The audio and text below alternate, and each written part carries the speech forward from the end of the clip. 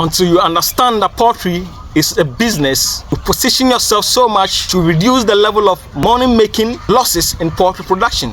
These are items that are able to lift up to your profit that you are supposed to accumulate. In fact, this criteria that I'm about to lay out, which cost a lot of poultry farmers, are shut down because of these problems. A lot of farmers do not actually take consideration to it. They believe that poultry can be run anyhow. As to how you can be able to reduce the cost of production and efficiently obtaining the right amount of money or profit that you're supposed to acquire depends on how you're going to position yourself to be able to reduce this money leaking mistakes that a lot of farmers do. So you definitely have to listen to this video to the end, because each of these criteria that I'm about to lay out is practical, it is on ground. And we as farmers don't want you to go through the same issue. And even if you're already into poultry, this information is about you, so that you can reduce the level of losses that have led to the loss of collapsing of a lot of poultry farms.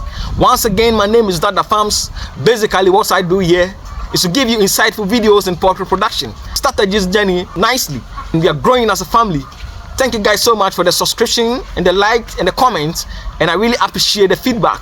My aim is that we are going to grow together as farmers, and therefore we're going to cut down the cost of production, poultry production, to be more efficient in whatever that we do as farmers. So I will not waste so much time about these criteria, because they are very critical in decision making, which contribute to the unnecessary loss of money in poultry production.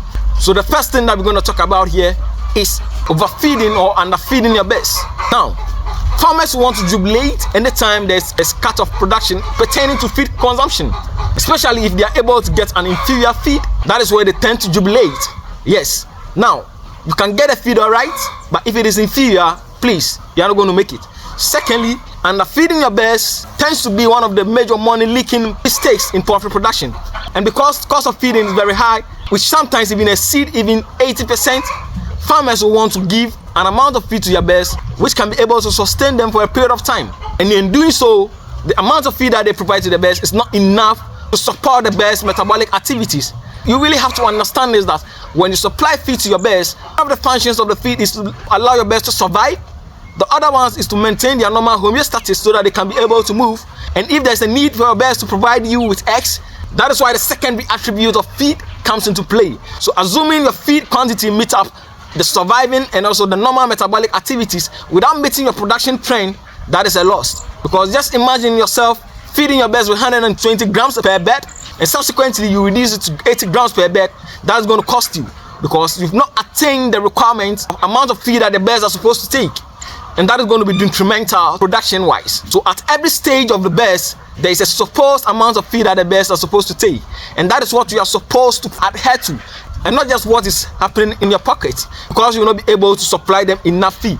Anything that you have to do, no matter what, don't compromise on the quantity of feed that you are supposed to provide to your birds. At the same time, the counter of it is overfeeding your birds, especially if you overdose your birds with anonymous feed that the birds are not supposed to take. Assuming you are supposed to feed your birds 120 grams per bed, and therefore you are feeding your birds with 150 grams per bed, the excess feed that you provide to your birds are going to be wasted. And each gram of feed that is being wasted is going to cost you money, because cumulatively it's going to be very expensive.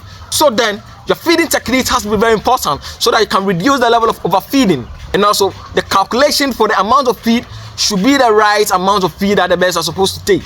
And if you're able to balance between these two, subsequently your production will be of the maximum, because you'll be able to meet the nutritional requirements of your birds, and also not to underline the requirement that they need to survive, and also to give you the number of eggs or the weight gain that you need as a farmer. Don't deceive yourself of underfeeding your birds just to save money, because at the longer period you are going to pay for that, especially if you don't meet the nutritional requirements of your birds. It is one of the major money leaking issues in poultry production. The second criteria that I'm going to lay out to you is wrong timing of delay of vaccination procedures in poultry production.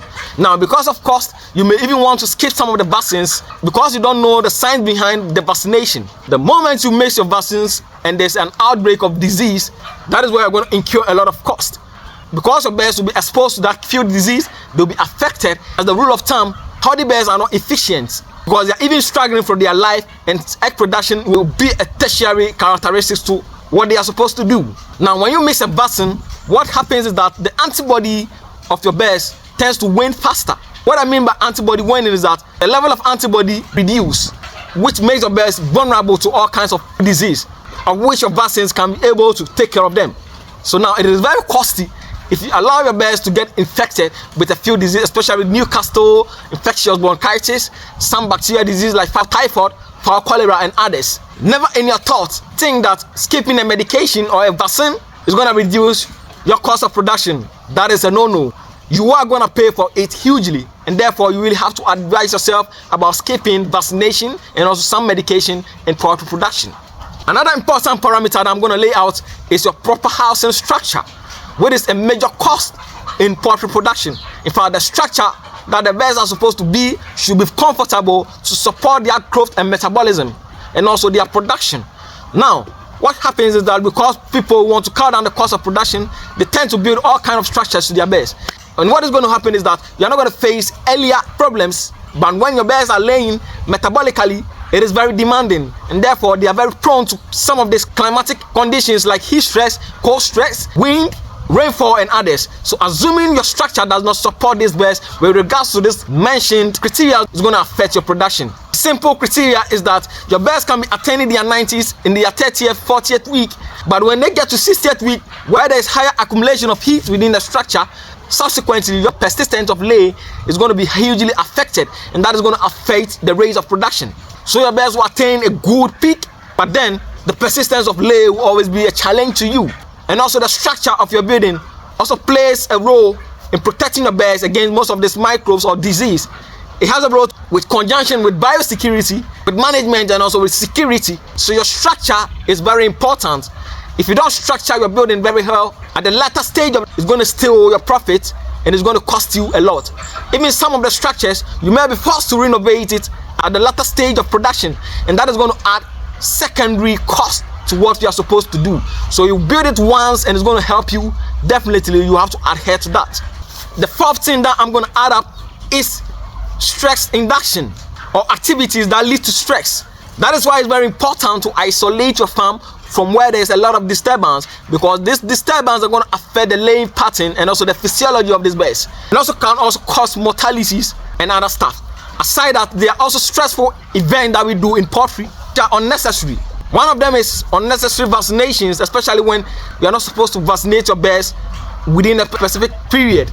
That is going to cause a lot of disturbance within their laying patterns and also for growth rate. But medicating your birds is another stressful event that affects the organs of the birds, especially the kidneys, and that is also going to affect the metabolism of the chickens.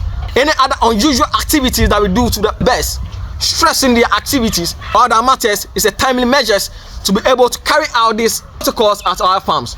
Subsequently, you can put your birds on anti-stress anytime you want to stress your birds with some of these measures.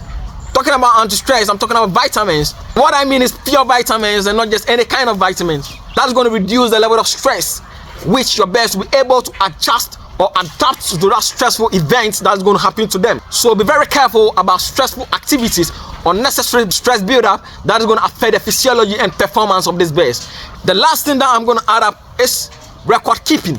Now, if you don't have a very good records of your birds, their hen day production, their hen house production, your egg sales, your customers, your inventories, your fixed assets, amount of feed your birds are supposed to take, the overall cost of production wise, it is very costly, because without a very good comprehensive budget which works in conjunction with this records, it's going to affect the inflow of money within your business.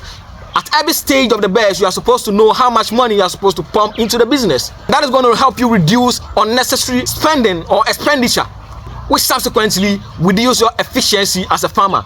Tends to leak out your profit, especially if you don't have a very good record keeping at your farm. So be very mindful of measures that you can put in place to have very good and comprehensive record keeping at your farm.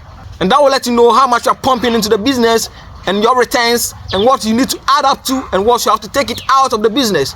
And it puts you in a situation where you can also deliberate on the future of expanding your business, which is very important as a poultry farmer. Record keeping is a major factor that if you're very conversant with, you're going to reduce the level of money stealing criteria that leads to a lot of farm being collapsed in poultry production. So these are parameters that you can never ignore.